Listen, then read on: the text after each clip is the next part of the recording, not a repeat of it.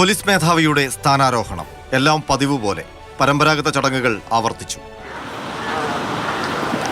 കൃത്യം 7 മണിക്ക് പോലീസ് മേധാവിയായി ചുമതലയേൽക്കാൻ റവാഡ ചന്ദ്രശേഖർ പോലീസ് ആസ്ഥാനത്തെത്തി സല്യൂട്ട് സ്വീകരിച്ചു.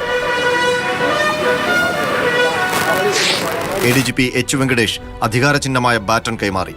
സാക്ഷ്യം വഹിച്ച് ADGPമാർ ഉൾപ്പെടെ ഉദ്യോഗസ്ഥർ.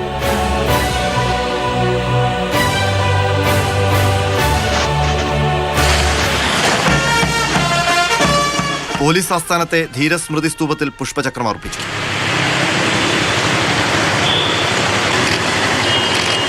വിവിധ ബറ്റാലിയൻ ഉദ്യോഗസ്ഥരുടെ ഗാർഡ് ഓഫ് ഓണർ പരിശോധിച്ചു.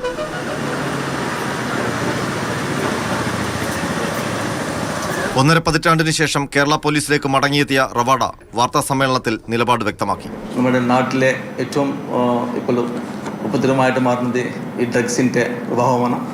അതിനെ നേരിടാനുള്ള ഒരു നയം പ്രത്യേകമായിട്ട് നമ്മൾ എടുക്കും.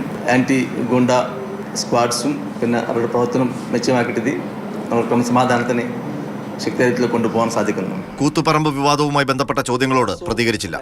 വാർത്താ സമ്മേളനത്തിനിടെ നാടകീയ സംഭവം. പൊടുന്നനെ കടന്നു വന്നയാളുടെ പ്രതിഷേധം.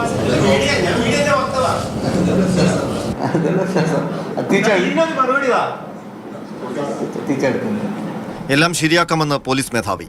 കണ്ണൂർ സ്വദേശിയും റിട്ടയർഡ് ASIയുമായ ബഷീറാണ് മാധ്യമപ്രവർത്തകൻ ചമഞ്ഞ് പോലീസ് ആസ്ഥാനത്ത് കടന്നുകയറി DGPക്ക് മുന്നിൽ പ്രതിഷേധമറിയിച്ചത്.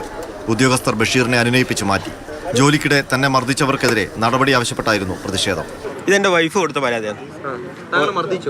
ഓരോ ഫയലും ഒരുപാട് ജീവിതമാണെന്ന് പറഞ്ഞാൽ ഞാൻ 21 മുതൽ ഈ സാജിദ കൊടുത്ത പരാതിയിൽ ഒരു തീരുമാനമായിട്ടില്ല. പോലീസ് ആസ്ഥാനത്ത് കടന്നുകയറിയ സംഭവം AIG പൂങ്കുഴലി അന്വേഷിക്കും. പോലീസ് മേധാവിയായി ചുമതലയേറ്റ റവാഡ ചന്ദ്രശേഖറിന്റെ ആദ്യ ഔദ്യോഗിക ചടങ്ങ് കണ്ണൂരിൽ മുഖ്യമന്ത്രിയുടെ അവലോകന യോഗമാണ്.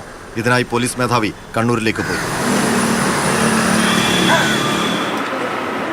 ഇന്ന് പുലർച്ചെയാണ് ചുമതലയേൽക്കാൻ ഡൽഹിയിൽ നിന്ന് റവാഡ ചന്ദ്രശേഖർ തിരുവനന്തപുരത്തെത്തിയത്.